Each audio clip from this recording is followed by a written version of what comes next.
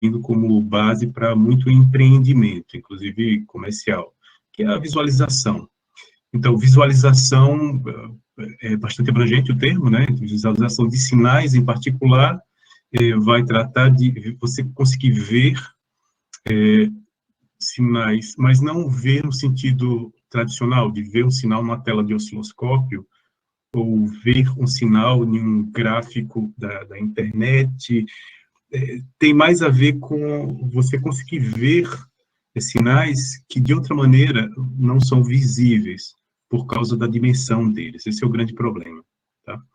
Então, isso hoje em dia é tratado, acho que para ser ficar mais próximo de coisas que vocês, que a plateia provavelmente conhece, ou já viu, vocês já devem ter visto palestras na internet do pessoal falando, por exemplo, sobre os perfis de redes sociais. Aí mostra aquele gráfico lindo, com milhares de pontos e umas conexões, né?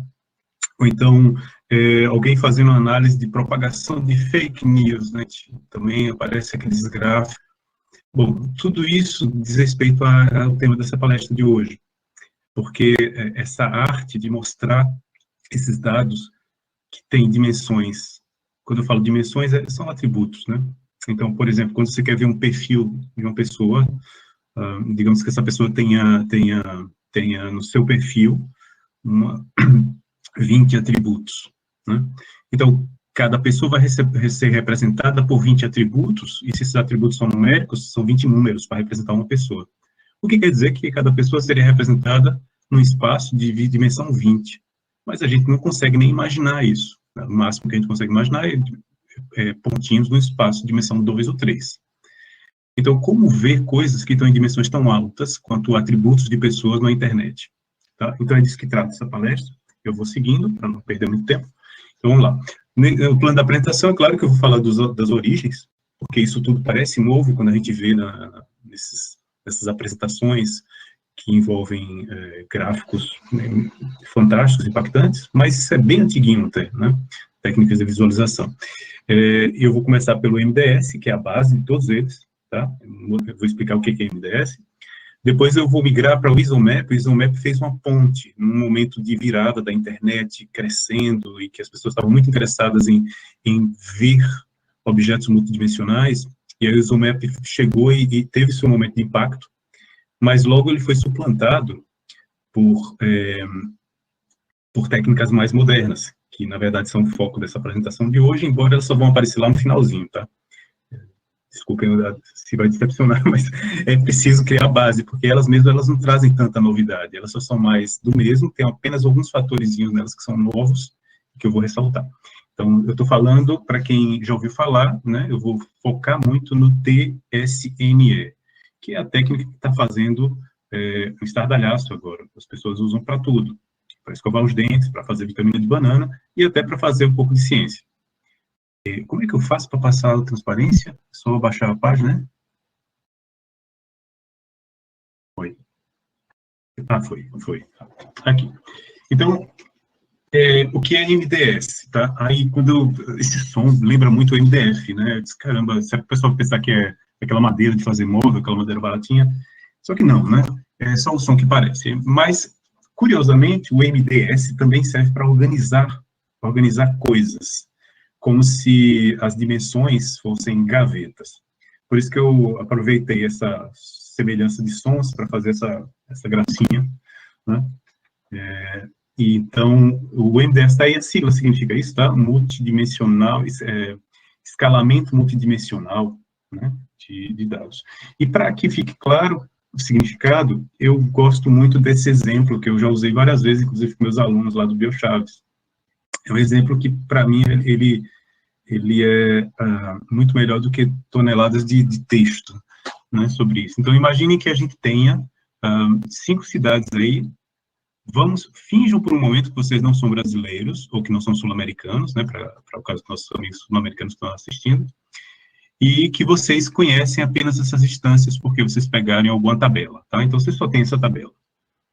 É claro que nós temos uma ideia do mapa do Brasil, e temos uma ideia de onde essas cidades estão, mas vamos supor, por um momento, que a gente não saiba. A gente só sabe que, por exemplo, de Maceió, que é de Aracaju, que é a cidade 1, para Maceió, que é a cidade 2, medimos aí uma distância de 205 quilômetros.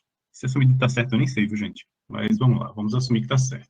Já de Aracaju, que é a cidade 1, para Rio Branco, que é a cidade 3, na linha 1 e na coluna 3 da tabela, a gente tem 3.366 quilômetros.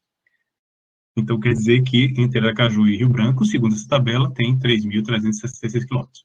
Bom, e por aí vai, certo? Então, a tabela dá conta de todas as distâncias. Naturalmente, essa tabela é simétrica, né? Apesar do que você poderia ter uma tabela não simétrica, e até eu explico como, né? Imagine que você estivesse não computando a distância, mas por alguma razão você estivesse computando algum tipo de gasto de combustível e que por alguma razão fosse mais caro, gastasse mais combustível de Aracaju para Maceió do que o retorno. Por exemplo, se houvesse uma ladeira, uma inclinação, ou se houvesse um vento muito forte, né, que constante, contra uma dessas direções. Bom, enfim, então essa tabela, mas para todos os efeitos, a gente vai considerar tabelas simétricas, então a gente está pensando realmente em distâncias, né, e aí a gente diz, bom, será que eu consigo, a partir dessa tabela, inferir onde é que essas cidades estão no mapa? Ou melhor, será que eu consigo, a partir de uma tabela de distâncias, criar um mapa em que esses pontos correspondam a essas distâncias, ou seja, um mapa em que 5 pontos correspondem a essas distâncias? E a resposta é sim, tá? Então, a resposta, uma maneira muito simples de fazer isso, é você começar chutando. Então, aqui eu botei um gráfico com um chute. Nesse chute, eu botei 5 pontos, cada um deles representando uma cidade. Não faz o menor sentido essa disposição de pontos, certo? Porque foi um chute aleatório. Eu chutei num plano bidimensional, né? Um plano, perdão, redundante, né? E aí, o que eu vou fazer? Bom, eu meço, né? Por exemplo, nesse plano que eu criei aleatório, eu meço a distância entre Boa Vista e Rio Branco. E aí eu meço essa distância, deixa eu ver se eu consigo riscar. Agora eu vou tentar. Aqui, né? Então, tem essa distância aí de 3.473. De onde é que vem essa distância? Do meu chute. Eu chutei esses valores, chutei esses pontos aí.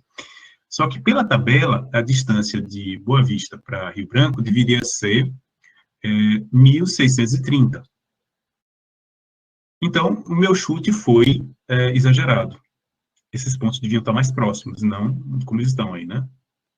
Já aqui, nesse outro chute aqui, a distância entre Boa Vista e Maceió ficou em 2.586. Mas pela tabela, essa distância deveria ser maior.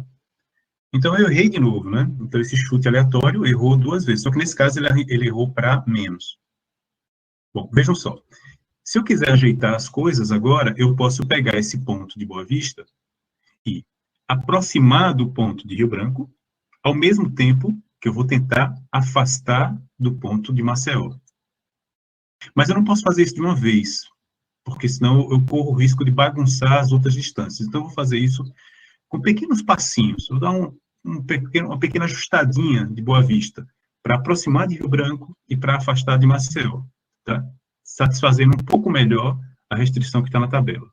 Bom, aí eu faço isso para todas as outras cidades.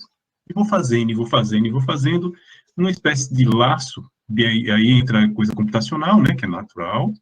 Eu vou fazer um laço aqui, e cada laço desse eu ajusto as 5 cidades para melhor se encaixar nas distâncias da tabela, dada pela tabela. A cada passinho, a cada iteração, as distâncias do meu chute vão ficando mais parecidas com as distâncias da tabela. Até que, eventualmente, e aqui vocês estão vendo o movimento, né? Então, de Boa Vista, por exemplo, eu fui ajustando aos pouquinhos e ele foi nessa direção. Até que ele chegou nesse ponto aqui final.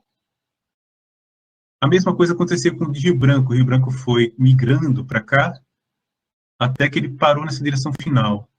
E, ó, quando eles param, é porque as distâncias foram satisfeitas, aquelas distâncias na tabela. O que quer dizer que, ao final dessas iterações, eu consigo uma disposição de pontos, que não é mais de forma alguma aleatória, mas que satisfaz, até um certo ponto, a tabela, tá? Então, está aqui, né? Agora, vejam só, essa é a tabela original, e essa é a tabela ajustada, depois de várias iterações, de muitas iterações, pequenininhas, passinhos de geisha, como eu costumo dizer. Então, se vocês compararem as distâncias na tabela original, que eu chamei de P, e as distâncias na tabela ajustada, os pontos ajustados, né? Vocês vão ver que as diferenças são pequenas. Por exemplo, de Aracaju para Maceió, eu gostaria que fosse 205, mas depois de muito ajustar, eu consegui um 206. Ora, diante da distância de 200 quilômetros, 1 quilômetro dá para aceitar, né? Como desvio, como erro. Então, eu fico bastante satisfeito com essa tabela aqui, né? E consigo até ver o mapa. Opa, o mapa do Brasil não apareceu. Ah, droga.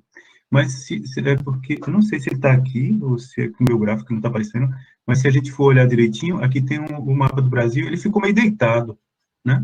Maceió, tá. Bom, enfim, eu vou fazer um desenho aqui, ficou muito ruim no desenho, mas, desculpa que eu estou com uma posição meio...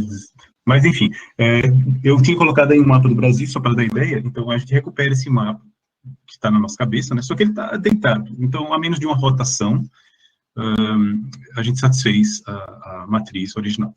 Bom, é disso que trata o MDS. Então, o MDS, ele generalizando a ideia, é você partir de uma matriz de distâncias conhecida e tentar ajustar pontos para que as distâncias entre esses pontos satisfaçam a matriz que você tem em mãos, né? Então, esse ajuste que é o chamado MDS. Ora, isso é muito simples, do jeito que eu fiz, inclusive, eu fiz usando pequenos ajustes, né? Então, seria o método gradiente. Isso fica bastante simples do ponto de vista computacional. É lógico que dá para complicar, e tem gente que complica mesmo, e para quem gosta de uma versão mais complicada, dá para fazer isso usando autovalores e autovetores de uma matriz, dessa matriz de distâncias, só que precisa fazer um pré-processamento dela, um negócio que é chamado de dupla centralização. E aí você consegue resolver esse mesmo problema, não iterativamente, mas de uma paulada só, usando autovalores e autovetores. E o resultado é praticamente o mesmo, viu? Bom, porque, na verdade, esse é um problema linear, esse é um problema com características lineares, então você consegue resolvê-lo usando propriedade de matrizes. Mas, enfim, seguindo adiante, aí você diz, ok, mas essa matriz que eu obtive, ela é satisfatória? Como é que eu sei que ela é satisfatória? Só olhando para ela? Bom, essa é pequena, eu consigo comparar os números, mas e se fosse uma matriz muito grande, com todas as cidades do Brasil, por exemplo? Ia dar uma canseira, né, comparar isso visualmente. Então, existe uma medida que foi proposta, e aí começam as datas a aparecer, né? Na década de 60, 50, caramba, 60. Uma medida chamada medida de estresse, né, que foi proposta por esse cabra aí, Bruscal, e ela foi largamente utilizada durante um tempo, porque ele fez a coisa tão bem feita, usando estatística boa, mais básica, né, da época, e ele simplesmente conseguiu atribuir uma qualificação. Então, se você mede estresse, como é que você mede estresse? Você compara os elementos da tabela, como a gente fez visualmente, mas aí ele leva ao quadrado e divide pelo quadrado da tabela original, dos elementos da tabela original, e aí ele viu que isso aqui tinha uma distribuição, de toda uma teoria de estatística por trás. Isso aí, na verdade, tem a ver com que quadrado, que é um tipo de variável aleatória. E aí ele disse, então eu consigo meio que qualificar esses ajustes. Então, por exemplo, se eu meço o stress e ele está em 0%, significa que as tabelas estão iguais, é perfeito o encaixe, né? Eu consegui uma reprodução perfeita das distâncias. Por outro lado, se eu meço o estresse e tem um desajuste aí de 20%, estresse de 20%, eu vou considerar que esse resultado não é muito representativo, eu não vou acreditar muito no mapa que é objetivo. Né? Esse mapa precisa ser mais ajustado, ou alguma coisa de errado aconteceu. E quando é que esses desajustes acontecem? Bem, existe um problema que parte dessa comparação, né? Então, por exemplo, aqui, ok, eu esqueci desse slide. Então, eu comparei as duas tabelinhas lá com as distâncias de cidades brasileiras, e para aquele simulação que eu mostrei para vocês, o estresse deu isso aí, tá? Portanto, abaixo de 1%. O que quer dizer que ele está perto do perfeito, ele está entre o perfeito e excelente, né?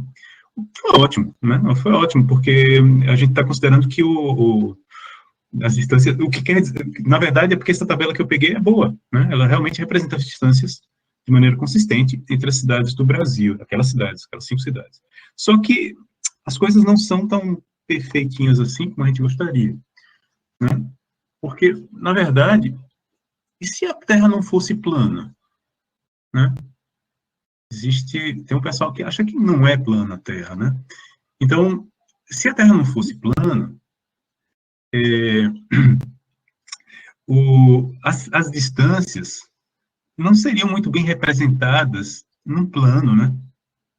Você teria uma distância em cima de uma esfera, que é chamada de distância geodésica. Então, aquelas distâncias lá, elas não estariam perfeitamente ajustadas num plano. Elas precisariam de uma terceira dimensão para ficar perfeitamente ajustadas. Então, isso permite, inclusive, isso abre para uma reflexão, né? Será que a gente consegue descobrir que dimensão é essa? E a resposta é sim. Então, na verdade, houve todo um frenesi na época em que o MDS foi lançado, foi lá pela década de 60 mesmo, viu? É tudo antigão. O pessoal despirocou mesmo. Disse, caramba, dá para analisar a dimensão assim. Então, o que é que se faz? Você começa projetando pontos, não como eu fiz no 1D ou no 2D. Começa projetando no 1D. Pega lá, 5 cidades. Vou projetar numa linha, como se Maceió, Rio Branco, Porto Alegre, todo mundo tivesse numa linha só, né? Sei lá, na grande BR do Brasil. Está todo mundo na mesma linha. Será que dá? As distâncias batem? Aí você ajusta e mede o estresse. E aí eu fiz isso, né? A título de ilustração eu fiz isso, e olha, se eu tentar ajustar 5 cidades numa linha, o estresse é absurdo. O encaixe horrível. Então, esse número aqui está dizendo, não dá para, as cidades não estão na linha, não, né? Não há um D. Não é um D. O Brasil não é um D. Ainda bem. Aliás, nem sei, podia ser que fosse melhor. Bom, aí eu vou para o 2D, como eu fiz lá. E aí eu mostrei para vocês o estresse, né? O estresse cai abruptamente, vai para abaixo de 1%, que é perto do perfeito, mas não é perfeito. E aí você diz, ok, então talvez 2D, né? Vamos continuar a análise. Aí eu pego, projeto as 5 cidades no 3D. E aí eu tenho um estresse que é igual ao que eu tive com 2D. Pelo menos nessa análise que eu fiz, tá? Eu fiz usando gradiente estocástico, teve um errinho no final, ficou quase perfeito também. E aí eu sigo, certo? Bom, o que eu noto aqui? É que a partir do 2D, praticamente não tem diferença, né? O estresse é muito baixo. Tá tudo ok aqui. A partir do 2D. E aí eu posso concluir que a Terra é plana. Bom, é a pena que essa apresentação seja sem interação. Eu gostaria de ver a cara de vocês agora. Mas, então, eu vou fingir que vi a cara de vocês. Vocês devem estar indignados. Ai, que absurdo! Então, claro que não, né? Claro que a conclusão não pode ser tão ingênua assim. Apenas alguns mais ponderados vão dizer, não, peraí. O planeta Terra, claro, a superfície é curva, então as distâncias que eu tenho naquela tabela são geodésicas. Mas como o Brasil ocupa um pedaço relativamente pequeno do globo, dá para aproximar aquele pedacinho por um plano. E a aproximação é boa. Por isso que o estresse é tão baixo, né? Então, o que a gente pode dizer é que para pequenas regiões, pequenas aí entre aspas, né, falando do Brasil, da região do Brasil, a aproximação planar é satisfatória. E é isso que o MDS está dizendo para a gente, tá? Então, até aí, é tudo que a gente sabe do MDS. E vamos ver o que aconteceu em seguida. Bom, em seguida, o pessoal sacou que MDS não servia só para topografia, né? E aí começaram a surgir coisas incríveis, do tipo o pessoal da psicologia, das ciências naturais, o pessoal interessado em taxonomia, biologia, percebeu que tinha uma ferramenta aí que era fantástica. Por quê? Bom, imagino que vocês queiram saber a opinião dos estudantes da UF sobre professor XYZ do Departamento de Engenharia Elétrica. E aí vocês fazem correr um formulário. Vocês pegam uma quantidade enorme de formulários e distribuem entre os... Vamos dizer que sejam 786 formulários, distribuem entre os estudantes do departamento, tá? E esses estudantes vão responder itens nesses formulários, vamos chamar de atributos, com notas, né? Professor fulano de tal, ele a aula dele é boa, de 0 a 10, aí você bota lá uma nota. Ele chega atrasado, de 0 a 10, outra nota, né? E por aí vai. Então, vocês vão ter vários atributos. Cada pessoa vai ter cada formulário vai ter uma coleção de atributos. Ora, se esses atributos são muitos, não dá para ver os formulários como pontos no plano, né? Mas você pode medir distância entre os formulários. Isso pode, né? Você pode pegar o formulário vamos ver o formulário de Grazi pontuando o professor Ellison. Agora vamos ver o formulário de Rafael pontuando o professor Ellison.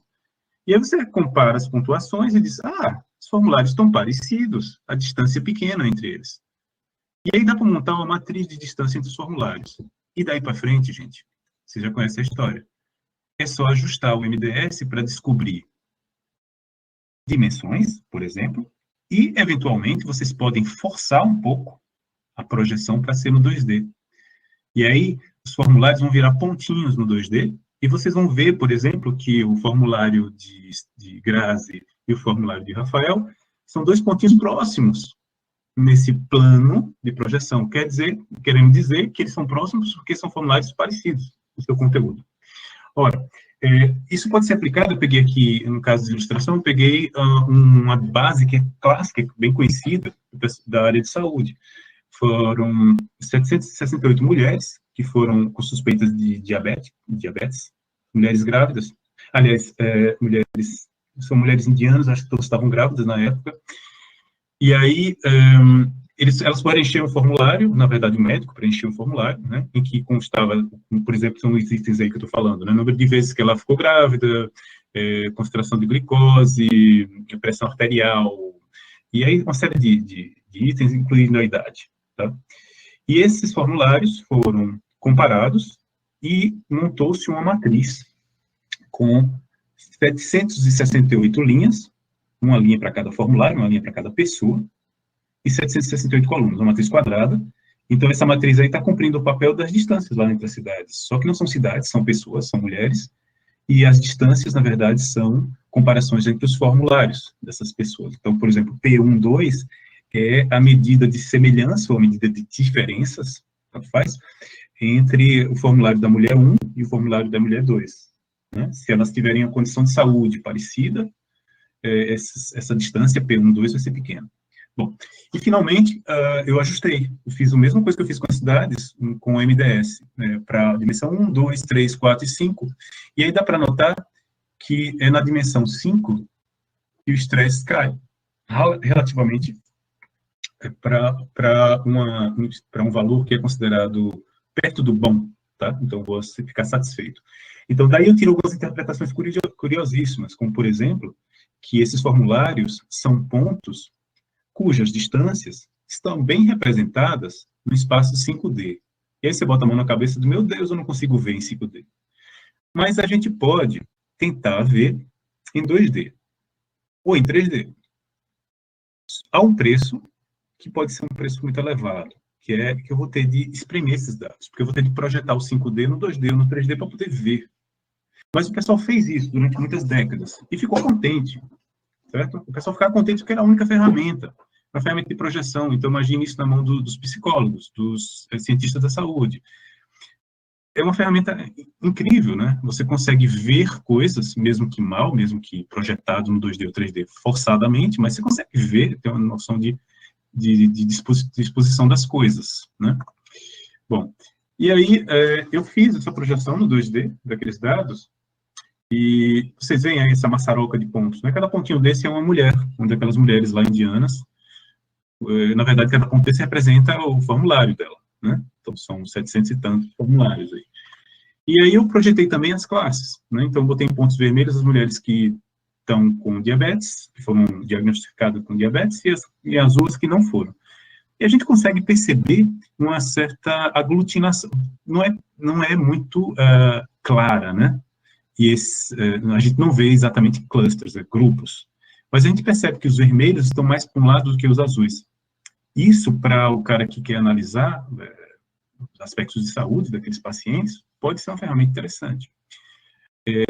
E está quantificando e permitindo a visualização de coisas que são praticamente intangíveis, né? Como, por exemplo, aí nesses pontos estão codificadas o número de gravidez, quantos filhos a pessoa teve antes, quantas vezes ela ficou grávida, o índice de glicemia, tudo isso misturado num ponto só, representado por um ponto só. Então, isso é um negócio incrível, né?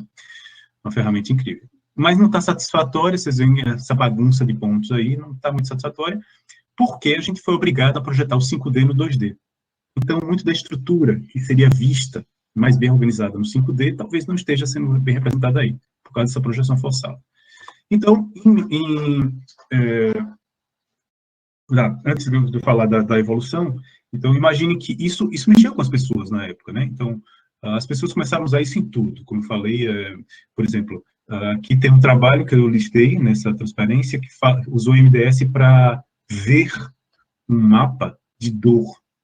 Imagine, dor é uma coisa difícil de representar, né? Mal a gente consegue explicar, né? Sua dor é maior do que menor do que a minha. Sei lá, né? Como é que mede isso? E imagina você poder visualizar um mapa de dor, né? Aqui embaixo tem um outro que foi usada. Essa eu acho incrível, cara. Percepção do tempo. Então, o pessoal aí, esses autores usaram, na década de 70, usaram MDS para visualizar a percepção do tempo. Claro que é um trabalho de psicologia, né? Eu acho isso fantástico e tenho muita curiosidade por essas aplicações. Eu acho que o pessoal realmente fez coisas incríveis que valem a pena rememorar.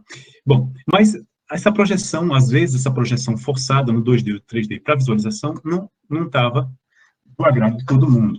Então, lá pelo ano 2000, quando a internet estava bombando com imagem, som, dados de redes sociais, né, atributos, o pessoal desesperado para ver coisas cada vez mais, já não se contentava mais com o MDS, que projetava tudo no plano da maneira linear, né, essa projeção linear que eu mostrei para vocês lá das mulheres indianas. Então, o que o pessoal pensou? Disse, bom, vamos fazer uma coisa melhor aqui. Eita, eu estou preocupado com o tempo. Alisson, me explica aí quanto tempo eu tenho ainda. Estou muito fora do tempo? Ainda está no tempo, professor. Quanto tempo ainda? Tem... acho que 15 minutos ainda. Tá ótimo, tá bom. Obrigado. Ok. Então, lá pelo ano 2000, por força dessa necessidade, né, que a internet para a qual a internet foi um dos grandes atores, surgiram duas ideias luminosas. Uma delas ficou mais famosa, o método chamado ISOMAP, mas que foi seguida, inclusive, parece brincadeira, foram duas publicações na mesma revista, no mesmo ano, né, inclusive na mesma revista mesmo, uma seguida da outra.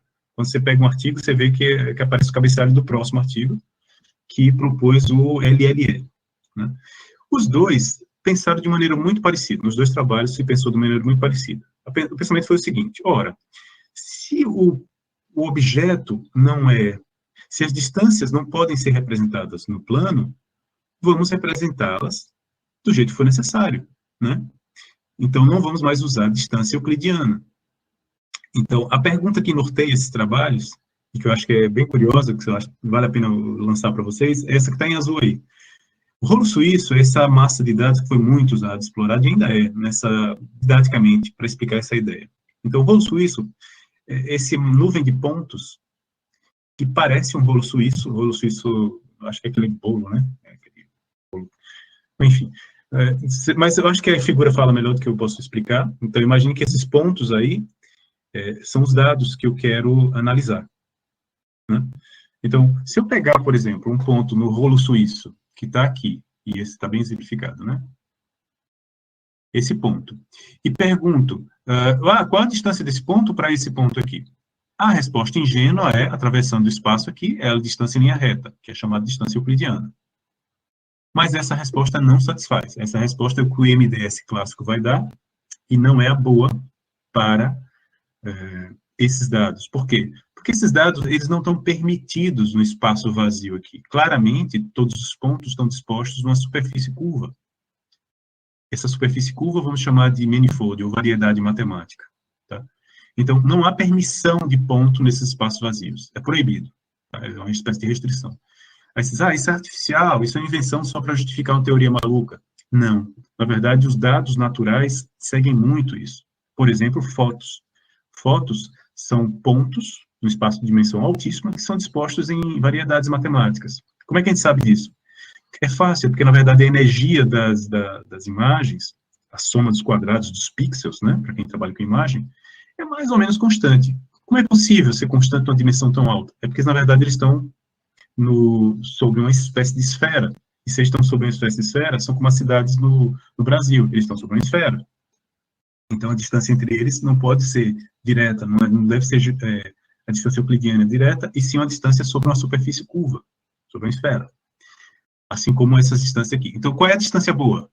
Essa que segue o caminho possível, dentro da variedade, dentro do manifold. E essa distância é a distância chamada de geodésica. Até esse nome vem pegando o exemplo lá das cidades, né? Então, a distância entre Aracaju e Maceió, vou pegar mais distante, né? Porque assim fica muito fácil. Então, Aracaju e Rio Branco. Uma distância correta para de Aracaju para Rio Branco é a distância geodésica, que é a que o marcador de quilometragem do carro vai dar. Porque a gente não atravessa o planeta Terra, a gente vai pela superfície. Então, a gente segue uma distância geodésica, né? Então, a distância geodésica é a boa. Aí, o que o pessoal fez? Simples assim. Eles pegaram, arranjaram um jeito de calcular a distância geodésica, estou falando especificamente do ISOMAP, e botaram as distâncias geodésicas na matriz de distâncias, e não mais a distância euclidiana. E, tadã, a mágica aconteceu, certo? Então, o ISOMAP, só com essa simples mudança de distância geométrica por distância geodésica, ou distância euclidiana por distância geodésica, respeitando as estruturas, as variedades, eles conseguiram dar visualização a coisas que antes eram muito mal vistas parece que é mal falada, né? Mas mal vistas, assim, mal visualizadas com MDS clássico, tá? Então surgiu a era ISOMAP, e durou um tempo, tá? Quer ver coisas que podem ser feitas com ISOMAP e LLE é parecido, tá? Uma ideia parecida, não expliquei, mas porque falta de tempo, mas vai na mesma lógica, né? Vamos respeitar as estruturas dos dados para depois aplicar o MDS. Então, vejam só, aqui tem um exemplo clássico do ISOMAP, em que uma coleção de fotos, de imagens, foi tratada como pontos. Então, cada pontinho azul que aparece nessa transparência é uma foto. Algumas delas estão retratadas aqui, tá? Para que a gente veja o que o ponto corresponde. E aí, eles usaram o ISOMAP e projetaram no 2D. E olha só que legal. Além dos pontos estarem desembaralhados, formando esse quadrado, assim, de pontos, né? O ISOMAP tem essa capacidade de separar uma variável, então uma dimensão virou uma espécie de iluminação left, right, não, direcionamento da pose, né, de direita para esquerda. Então, uma dimensão está representando o posicionamento da cabeça, enquanto a outra dimensão está representando um outro ponto de vista, uma outra rotação da cabeça. Então, basicamente, o ISOMAP consegue recapturar, ou obter, extrair, as variáveis que importam na geração de um fenômeno. Nesse caso aí, o fenômeno é foto de uma cabeça. E quais são as variáveis que importam? Posicionamento da câmera, né? E o ISOMAP consegue recapturar isso e representar isso na forma de um mapa. Então, a era ISOMAP durou um bocadinho. O ISOMAP foi festejado, muito usado também, e o pessoal que já estava usando isso para aplicações tão diversas quanto psicologia continuou, né? Só que agora com essa ferramenta nova, até que, desculpa, tem mais exemplo aqui. Aqui outro exemplo mostrando como as variáveis que foram capturadas aqui, em vez de ser posicionamento, tem a ver com desenho. Então, agora os pontos não representam mais fotos de cabeça, mas sim fotos de caracteres manuscritos. No caso aqui, só o número 2 de uma base famosa, que tem vários caracteres manuscritos, né, muitos. E aqui ele mostra como as direções aqui, as dimensões obtidas por esse método, representam variáveis que estão latentes na maneira como a pessoa escreve o número, o que é certamente muito útil, né, na análise de caracteres manuscritos, por exemplo, para reconhecimento de caractere. Bom, e aqui uma última aplicação que eu tirei dos artigos lá do ano 2000, que foi no processamento de linguagem natural. Então, se você consegue calcular a distância entre frases, ou entre textos, ou entre livros, e dá para calcular essas distâncias, claro, por exemplo, contando o número de palavras coincidentes, contando estruturas de palavras, né, sequências de 2 ou 3 palavras coincidentes num texto e em outro, então você consegue montar uma matriz de distâncias. E se você consegue montar uma matriz de distâncias, seja lá o que for, você consegue aplicar essas técnicas, como MDS e ISOMAP.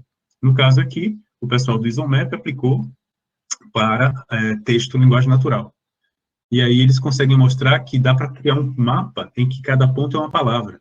E a distância entre as palavras, a distância entre os pontos, vai ter alguma relação com o significado das palavras. Então, palavras próximas são usadas no mesmo contexto, têm alguma semelhança de uso, palavras distantes são usadas em contextos diferentes. Certo? Claro, isso foi um trampolim para o que hoje nós estamos usando no processamento de linguagem natural. Essas técnicas estão por trás, sim, do processamento de linguagem natural. Bom, e aqui eu tenho o problema que surgiu, o ISOMAP nem tudo estava resolvido, surgiu o problema do superpovoamento de pontos. Então, de onde é que vem esse problema? Aqui é uma ilustração rápida. Então, eu peguei aqui especificamente um número, que é representado por uma matriz de pixels. Então, vamos dizer que branco é 0, preto é 1. Então, eu tenho uma matriz de zeros e uns que representam esses 5 escrito manualmente. Bom, se eu alinhar esses uns e zeros, eu vou ter um vetor com uma dimensão muito alta, 784 nesse caso. Ora, essa é a dimensão do espaço em que as coisas estão representadas, os números estão representados para esse tipo de codificação. Qual o problema que surge? Bem, o problema que surge é que em dimensões muito altas, as distâncias tendem a ficar muito parecidas. E aí nem o ISOMAP, nem o LLE conseguiam lidar muito bem com isso, que é o crowding problem. Os pontos começam a cair uns em cima dos outros, porque você quer pegar coisas que estão na dimensão muito alta, que estão praticamente equidistantes por causa do problema dessa dimensão alta e característica de dimensão alta, e projetar no 2D, e aí, bom, essas distâncias todas têm que ser projetadas igualmente no 2D. E aí os pontos começam a cair um em cima do outro, estragando a visualização. Então, aí estão dois exemplos de visualização de 6 mil imagens, cada imagem representa um número manuscrito, eu peguei exatamente esse exemplo, tá? E aí vocês veem que as classes, as cores aqui representam classes, por exemplo, aqui o amarelo pode representar o número 0, manuscrito, cada pontinho amarelo é o número 0, manuscrito de um jeito, cada pontinho azul é o número 2, eu acho, não me lembro mais. E aí vocês veem que as classes estão meio superpostas, estão meio bagaçadas, sobretudo no LLE, que não conseguiu separar muito bem essas nuvens, né? Isso é um problema do superpovoamento de pontos. Esse problema reinou, né? Ele ficou lá, atormentando o pessoal do ISOMAP do LLE. O MDS nem pensar, esse então nem resolve, muito longe de resolver esse problema, até que surgiu, aqui eu estava explicando o problema do superpovoamento, eu vou pular um pouco, senão talvez não dê tempo, tá? Mas, basicamente, aqui eu explico por que as distâncias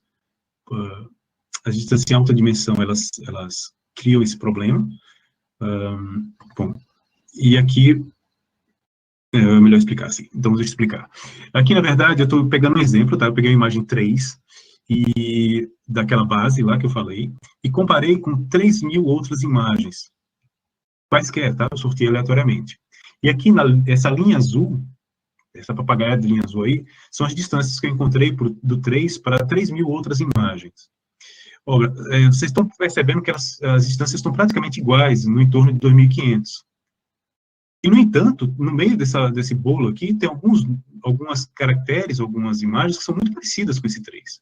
Vocês estão mais embaixo aqui, mas mesmo assim, a distância é alta. Por quê? Por causa do problema da dimensão. A dimensão de representação desses números é muito alta. Bom, como é que a gente resolve isso? Só queria pegar os mais próximos. Então, como é que resolve? Bom, uma maneira de resolver isso é você pegar e trocar a distância euclidiana por uma medida de semelhança. E aí você ajusta, por exemplo, você pega uma gaussiana, peguei essa função matemática aqui, pega a distância euclidiana lá que estava bagaçada, com valores muito altos, e divido por um valor que eu escolho cuidadosamente na mão, né? Que eu escolhi aqui 200. Com isso, olha só, aquelas mesmas distâncias foram praticamente todas para zero, então as distâncias altas viram semelhança quase zero, e as distâncias baixas, ou seja, os números que estão próximos realmente do 3, viraram semelhanças destacadas. Então, eu destaquei aqui, ó, algumas semelhanças. No meio veio um 2 aqui que não deveria estar, mas pouco importa. O que importa é que eu consegui separar daquele bolo de distâncias parecidas algumas semelhanças destacadas.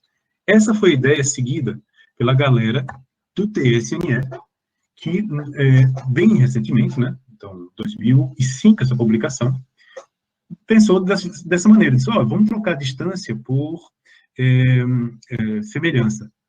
E por causa da gaussiana, eles começaram usando gaussiana e disseram, vamos botar uma roupagem probabilística aqui. Então, por isso, eles foram alterando, inclusive dando nome, né, o S é de stochastic. Então, eles foram dando esses nomes por causa dessa motivação probabilística. Mas, na prática, o que eles fizeram foi trocar as matrizes de distâncias por matrizes de semelhanças, cuidadosamente escolhidas, para que não ficasse aquela embolada de valores nas matrizes. Bom, e depois eles descobriram que dava para melhorar ainda um pouco mais se eles usassem distribuições diferentes. Por exemplo, além da gaussiana, eles usassem uma T-student, que é outro tipo de transformação não linear, e aí eles foram mostrando que melhorava a visualização e tal. E realmente, eles conseguiram coisas fantásticas que despertou a atenção de todo mundo. Por exemplo, aquele problema lá que eu falei para vocês. Aqui estão 6.000 pontos. Cada ponto desse é uma imagem, um número manuscrito. Olha só o que o TSNE faz com a mesma maçaroca de dados. Essa é uma projeção 2D em que as classes, os números manuscritos, estão agrupadinhos, como se fossem clusters, né? Como se fossem caixinhos de uvas. E o pessoal adorou isso, né? O pessoal ficou despirocado, mais uma vez, uma nova geração surgiu aí de interesse em visualização, a geração TSNE. E essa moda foi seguida, porque logo depois, não tão logo assim, mas em 2016 o pessoal disse, TSNE é massa, mas é muito pesado, vou fazer aqui um mais leve para tratar com dados, muito dados. E o pessoal da internet, claro, manipula tudo, que é gigantesco, né? Muitos dados. Então, em 2016 surgiu uma variante aí do TSNE, que é o LaGeVis. E em 2018, o pessoal lá com viés mais matemático, usando fuzzy e uma teoria de grafos ultra sofisticada, sugeriu o UMAP. Mas, no final das contas, é tudo variante do TSNE. Tanto que os resultados são muito parecidos, né? E aí a moda pegou, né? E o pessoal começou a usar isso para tudo. Segurança de computadores, análise musical, pesquisa relacionada com câncer, bioinformática, processamento de sinais biométricos e por aí vai, né? A lista não para de crescer. Mas o problema não estava totalmente resolvido e um problema restou. Veja só, eu aqui fiz uma ilustração rápida para vocês verem. Eu peguei aqui uma maçaroca de pontos bidimensional e usei o TSNE sobre ela. Então não tem redução de dimensão, os dados já estão bidimensionais, então não tinha nenhum problema, até o MDS classudo resolveria esse problema aqui, ele ia encontrar exatamente esse mapa. Só que o MDS, ele é engraçadinho, ele não reproduz o mapa original. O que ele faz? Ele dá essa bagaçada aqui, ele agrupa os pontos do jeito que ele acha bom, né? Por que isso? Porque para o TSNE fazer aqueles caixinhos de uvas bonitinhos que a gente gosta, ele teve que não só fazer uma projeção dessas variedades, das estruturas em 2D, ele teve que fazer alguma coisa de clustering também, de agrupamento de dados. Tá? E isso resolveu o problema da visualização, ficou bonita, ficou parecendo caixinhos de uva, mas gerou um outro problema que o pessoal hoje está quebrando a cabeça para resolver. Tem muita gente discutindo, tem lista de discussão na internet bombando, o pessoal dizendo assim, que doideira é essa? Os meus dados, as distâncias foram totalmente violadas aqui. Então, as coisas que estavam a certa distância aparecem na projeção TSNE com outra distância que não tem nada a ver, como vocês estão vendo aqui, né? Por exemplo, esses pontos aqui da fronteira, eles estão próximos. Já o TSNE, ele resolveu dizer, não estou próximo não, esse ponto aqui está bem longe desse. Por quê? Bom, porque o TSNE identificou uma mudança de densidade de pontos aqui e resolveu botar um vale aqui no meio. E tire por um gancho. Agora, o cara que não sabe disso, que não tem acesso a esse mapa original, por alguma razão, ele vai acreditar que esse ponto está muito distante desse, quando na verdade não é. Eles estão bem próximos. Então, isso gera um outro problema e provavelmente a novela vai continuar, né? Os capítulos dessa novela ainda estão sendo escritos, possivelmente por alguns alunos da UFES, espero, e aí a gente vai evoluindo, tá? Esse foi o final da apresentação, desculpe se eu passei do tempo, e questões, se vocês tiverem, terei o maior prazer em responder.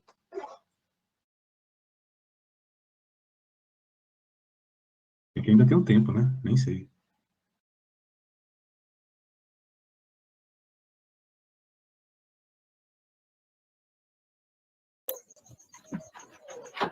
Tem uma pergunta aqui do Thiago, né? Olá, professor. Opa! Obrigado aí pela apresentação. Obrigado também. Algumas pessoas fizeram algumas perguntas aqui. O professor Almir Carlos pergunta... Sim, você seleciona, então, as perguntas, né? O professor Almir Carlos perguntou, professor, isso tem muito a ver com análise fatorial, já que parâmetros não são visualmente ligados, se agrupam em fatores, e, portanto, diversas questões, variáveis observáveis, podem se transformar em poucas variáveis latentes? Sim, perfeito. Sim, sim. Na verdade, são dois, elas vão em paralelo. Em geral, elas são apresentadas do ponto de vista didático, são apresentadas em paralelo, tá? Essa análise do tipo MDS e a análise fatorial. Mas, no final das contas, elas têm o mesmo propósito, que é extrair as variáveis latentes que explicam minimamente o fenômeno. Sim, tem completamente relacionado.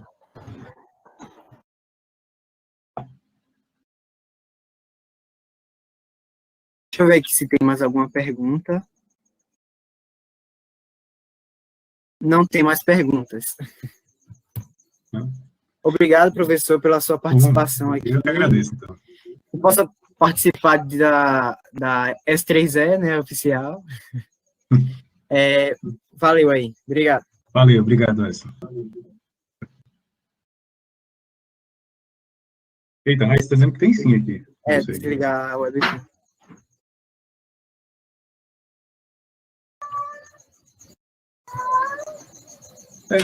Eu não desliguei ainda.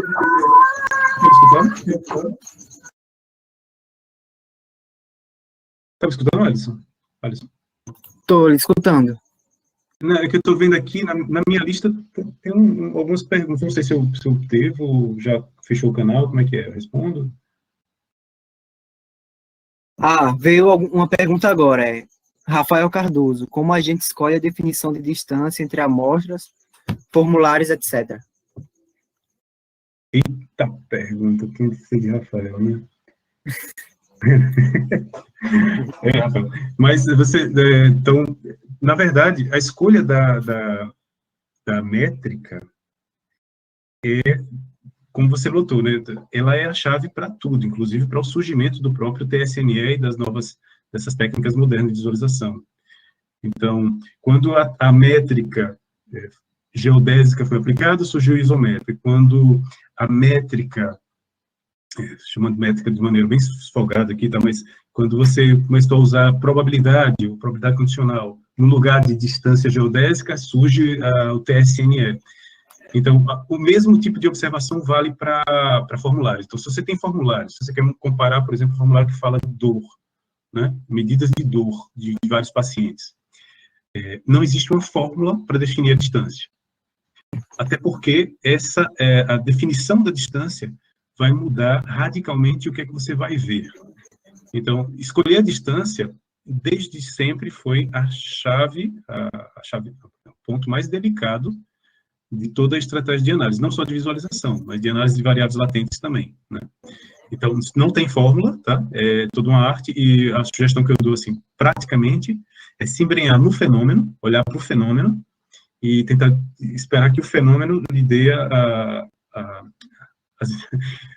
lhe conduza na escolha de como construir uma métrica para comparar formulários, por exemplo. Teve outra pergunta aqui, de Luiz Miranda. Qual a diferença de visualização de dados e redução de dimensão? Opa, Luiz, massa pergunta. Então, a visualização de dados, ela, até a época até o ISOMAP, né, a geração ISOMAP, elas se confundiam, a única diferença seria a escolha da dimensão. Então, se você escolhesse uma projeção de dimensão 1D, 2D ou até 3D, servia a visualização. Acima disso, era simplesmente uma redução de dimensão. Você ia usar para outra coisa, por exemplo, para classificar. Mas com o TSNE, as coisas mudaram um pouco de figura. Porque como o TSNE e os seus parecidos, né, os métodos parecidos, não respeitam a distância original entre dados, eles fazem algo mais do que simplesmente reduzir dimensão. Eles fazem redução de dimensão com clustering. E isso aí é bem outra coisa. Então, eu diria que até o ISOMAP é a mesma coisa, só uma questão de escolha de dimensão. A partir do TSNE, eles se separam mesmo. Visualização é uma coisa, redução de dimensão é outra, né? Tem seus critérios diferentes. Certo, professor. Não tem mais nenhuma pergunta. Agradeço aí a sua participação. Agradeço